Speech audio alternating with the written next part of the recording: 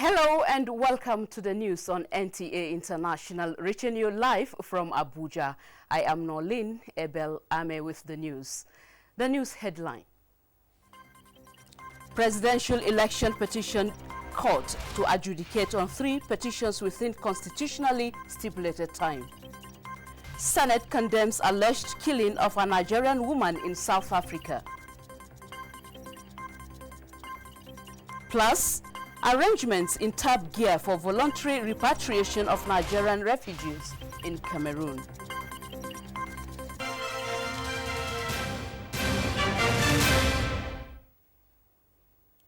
Now, the Presidential Election Petition Court has continued hearing of one of the petitions pending before it. The court has 3 petitions to adjudicate on within the constitutionally stipulated time. Dele Atumbi reports. At the last sitting of the Presidential Election Petitions Court, on the pre-hearing of the petition of the People's Democratic Movement and its candidate Amici Abu on June 27, 2019, the court adjourned the matter to Wednesday, July 10, 2019 for further hearing.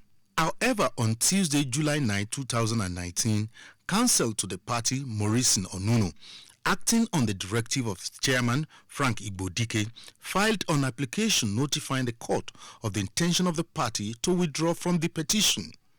This necessitated the filing of counter-affidavit and reply on the point of law from the counsel to the candidate of the party, Aliu Lemu. While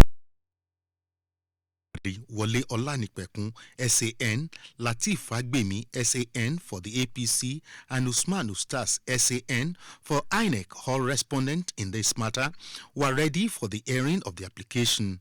Counsel to the party who brought the application, Morrison Onuno, pleaded with the court for time to file his counter-affidavit and reply on the point of law.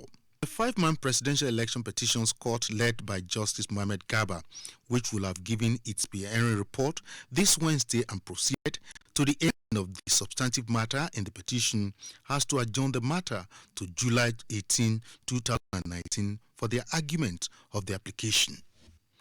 The party and its candidate before now were pleading with the court for the nullification of the presidential election conducted on February 23, 2019 due to the purported exclusion of the party's logo in the ballot paper. The party cannot withdraw from the hearing of the petition midway.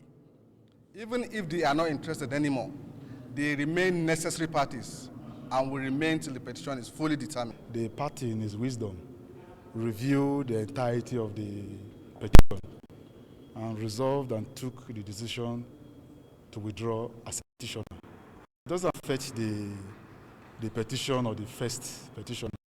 He can go on with his petition.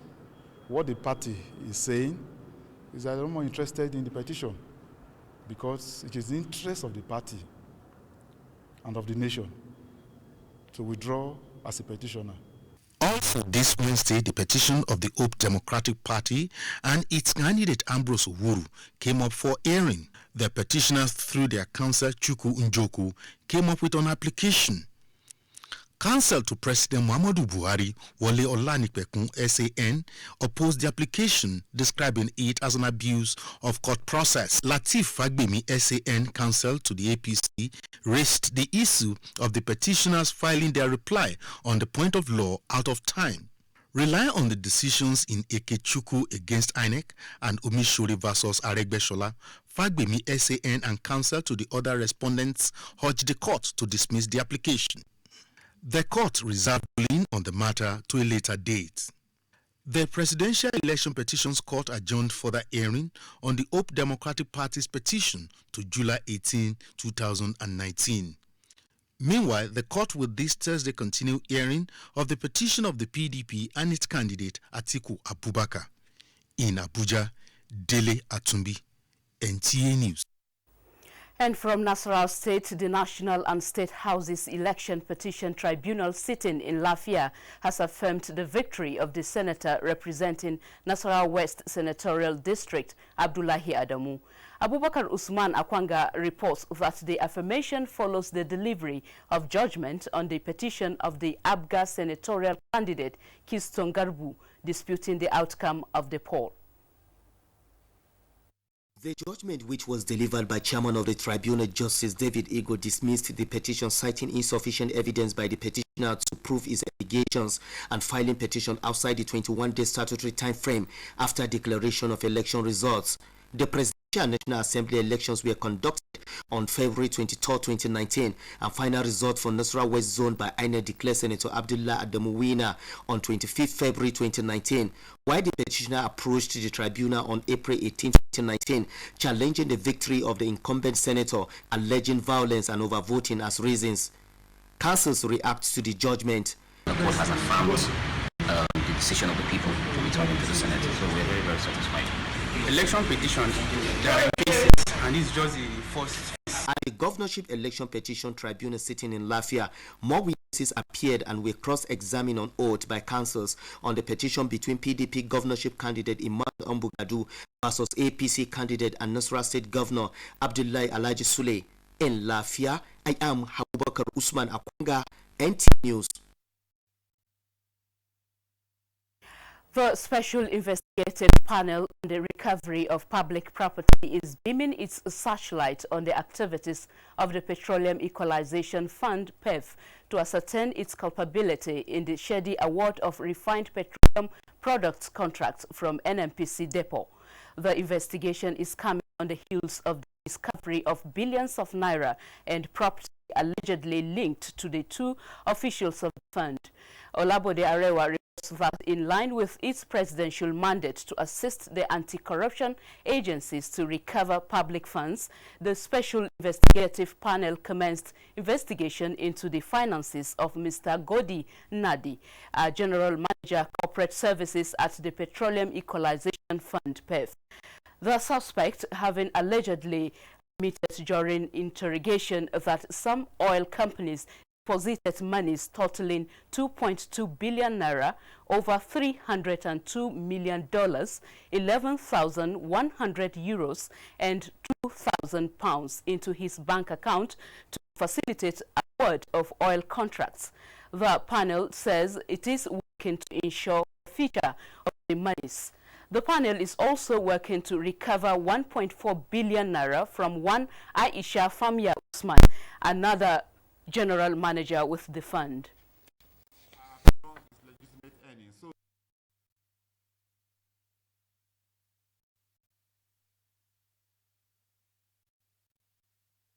Of money laundering against Dr. Godi Nadi. We have gone to court to say, look, these are properties he has, and these properties are beyond his legitimate earnings. Let him go and defend himself before the court of law. The panel recently recovered 77 billion naira from a bank which made illegal deductions from government accounts in its custody. The National Judicial Council, NJC, has recommended to President Muhammadu Buhari the substantive Chief Justice of Nigeria. The council also recommended the appointments of 8 of others as heads of court. The decision was taken at National Judicial Council emergency meeting this Wednesday in Abuja. The meeting, which was initially presided over by Justice Umaru Abdullahi, considered and approved the recommendation of its interview committee that screened the 2 candidates presented by the Federal Judicial Service Commission to it for appointment as Chief Justice of Nigeria. 187 new cadets on direct short course 28 at the Military Training Center, Kaduna, have been commissioned into the Nigerian Air Force. At the passing out parade and commissioning ceremony, Vice President Yemi Oshibaju urged the flying officers to utilize the experience acquired during the 24 weeks intensive training to make positive impact in bringing an end to the security issues affecting the country. Government, on its part, he says, will continue to take all necessary measures to tackle all forms of criminality across the country and to safeguard lives and property of all Nigerians.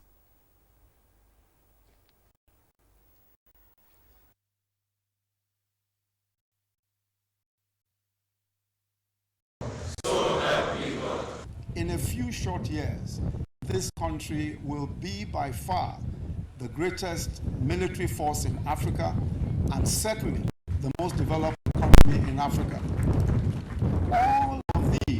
All of these have been built on the sacrifices of many, the blood and sweat of many men and women, especially of the armed forces. What will undermine our efforts now and in the future is unity. All of those who are preaching narratives of division, especially along ethnic and religious lines. We must resist all who try to destroy our present gains and in particular our future. President said the Nigerian Air Force, as part of the armed forces, has continued to be at the forefront of national security interventions. The Senate has condemned the alleged killing of a Nigerian woman, Elizabeth Chuku, in a hotel in South Africa. The motion, moved by the minority leader of the Senate, Senator Inaya Aberibe, also commended the federal government for its swift response towards the unfortunate incident. The legislators, however, urged the government of South Africa to carry out investigation into the matter and bring the culprits to book. The legislator also urged the federal government to issue travel alert to Nigerians traveling to South Africa. The Senate is to liaise with the House of Representatives in finding a solution to the crisis rocking the Edo State House of Assembly. The House of Representatives at Wednesday plenary resolved to ensure that adequate security measures are put in place for the safety of personnel and property of the National Assembly. The resolutions followed a motion of urgent public importance by the House Minority Leader Ndudi Elumelu from Delta State on Tuesday's invasion of the National Assembly by the Shares Group, so as to amicably resolve whatever their grievances, as well as find a way to compensate security personnel and others who are victims of the incident. The House also resolved to ascertain if the officers involved are insured under Group Personnel Accident Scheme. Compliance with rules and regulations, integrity, professionalism and ethical conduct are some of the indicators listed by civil servants needed to achieve the EPIC civil service. This was contained in a culture diagnostic survey report launched for the civil service in Abuja. Adebola Brucelin Sunday reports. The development of an efficient, productive, incorruptible and citizen-centered cultural transformation of the civil service is one of the top priority of the Federal Civil Service 2017-2020 Strategy and Implementation Plan. Towards ensuring a sense of belonging, the project management team requested inputs from civil servants who are at the center of government activities. Training and retraining is also an important motivating factor to civil servants. Most of the take-home pays, some cannot take us home. Lots of times where civil servants cannot give in their very best, and it is because of the rules surrounding the civil service. The bureaucracy is too much. Condition of civil servants today in Nigeria. The view of these civil servants represents some of the inputs, especially in the area of condition of service. It is in a bid to meet these requests and suggestions from about 6,000 respondents across all ministries, departments and agencies that the 447-page culture diagnostic survey reports is launched. We've been able to see that where we are headed in terms of the EPIC vision for the service is it aligns with what civil servants are desirous of, what they believe is the future for the service. If we can change the narrative of how the service operates.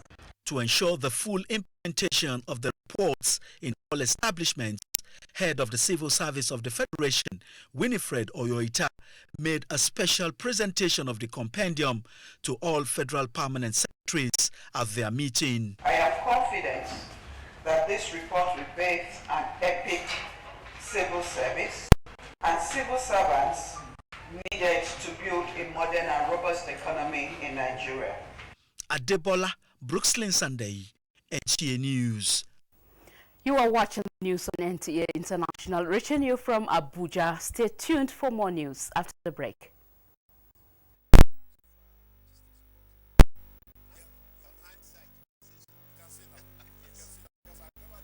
Position on asset recovery. As part of the commemoration activities, EFCC will be hosting a public education and sensitization roadwalk, as well as a roundtable discussion on asset recovery and return. You are hereby invited to participate in the walk towards asset recovery and return. In roundtable discussion, we encourage you to grace the event with the officers of your organization. The roadwalk will commence at 7 a.m. from the EFCC Abuja Zonal Office, number 5 Famela Street, Wuse to Abuja, opposite Rockview Hotel, and will terminate at Musa Yaradua Center, where the roundtable conversation will take place. For further inquiries, please contact Martha on 080-6233-3939 and Samin on 080-2725030.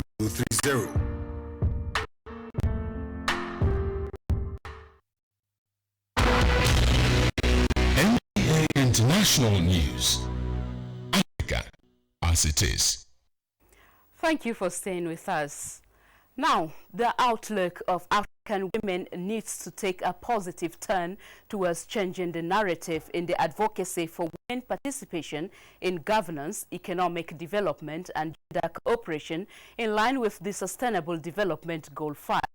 That is what African Women Leadership Network seeks to achieve. Basi Taipang reports on the vision and mission of the network in Nigeria. Women to take their rightful place in the society, some barriers must be removed and some bridges restored. This gave birth to the African Women Leadership Network in 2017 to enhance the leadership of African women in the transformation of the continent with the African Agenda 2063. The network in Nigeria will support women leaders to boost women's contribution to nation building, sustain peace, and economic social transformation. Mentorship is key, and then also solidarity and being able to link up with networks in other countries. And today we are beginning that step of reaching out to networks, knowing fully well that this is not work for any particular group in it alone, but one that women will be more visible, respected, and aired through this platform. In a message to the forum, Nigeria First Lady Aisha Buhari encouraged Nigerian women to be resolute in taking their rightful position in the society. Her Excellency Dr. Mrs. Aisha Muhammad Buhari, the First Lady of Nigeria, has been very passionate about women and to get more women into the leadership position. We believe that if in this present dispensation of the second term, Nigerian women are brought on board to be major stakeholders. The forum acknowledged that there is no limit to what women can achieve when they work in unity. The network has a vital mission of ensuring that women get their rightful place in Africa and the world. It is also committed to holding leaders accountable and being accountable to women and girls in Africa. Basi Taipa, NTA News. Thank you, Basi. From women to farmers now. Farmers in Jigawa State have promised to ensure high level of commitment in contributing to federal government's agenda of ensuring food security in the country. This is disclosed in Ringim during the distribution of farm inputs as compensation to farmers affected by 2018 flood. Ilyasu Ali Akubo reports. 244,892.56 hectares of farmlands were washed away by the 2018 flood, and the disaster affected 232,989 farmers in 14 states, and out of which Jigawa State has the highest number of farmers of about 73,000 in 19 out of the 27 local government areas of the state. These threats to federal government agenda on food security prompted the government to approve 33 billion naira as compensation, with 10 billion naira to victims of herders farmers crisis in 7 states and 23 billion naira to victims of flood in 14 states. The National Emergency Management Agency NEMA verified the affected farmers across the country to hear out the distribution. Agrochemicals, improved seeds and fertilizers were presented to the affected farmers. So we are very much appreciating the effort of the government. I am a farmer, so I am very happy.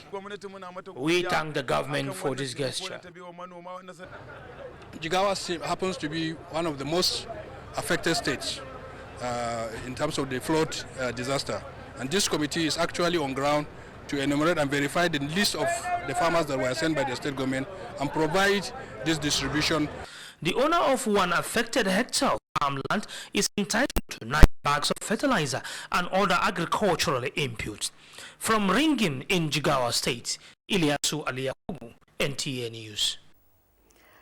For news from the financial sector, here is Olaika Ojo. Welcome to Business News. Total public debt stood at 24.947 trillion naira as at March 31, 2019, growing marginally by 2.30%. The data released by the Debt Management Office shows that the increase of 560.0 billion naira in the total public debt in the first quarter of 2019 was accounted for largely by domestic, which grew by 458.3 billion naira. Increases were recorded in the domestic debt stock of the federal government, state governments, as well as the Federal Capital Territory. External debt also increased by 101.6 billion naira during the same period. Total public debt to GDP ratio stands at 19.03%. This is within the 25% debt limit imposed by the government. To capital markets, the NSE All-Share Index went down 0.21% to close at 29,245.60 basis points, while market capitalization rose to 14.2 trillion naira. 188.7 million shares were traded by investors valued at 3.7 billion naira in 3,363 deals.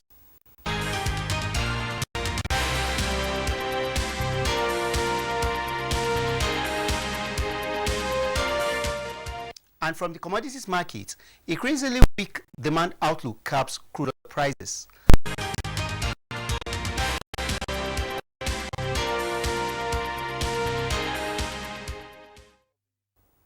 Thank you, Olainka, for that business news. Moving on, arrangements have been concluded for the voluntary repatriation of 4,000 Nigerian refugees who had earlier fled the Cameroon Republic as a result of insurgency and other security challenges in their various localities. This decision was reached at a meeting of the Technical Working Group for the implementation of the tripartite agreement on the repatriation held in Yola. Yusuf Jika reports. The meeting, which brought together representatives of Nigerian and Cameroonian authorities, as well as United Nations High Commissioner for Refugees, is to brainstorm on how to successfully achieve the voluntary repatriation of Nigerian refugees from Cameroon Republic who fled the country due to insurgency and other civil unrest in their communities. The meeting also assessed the readiness of the parties for the voluntary repatriation and to review the technicalities involved in the whole process.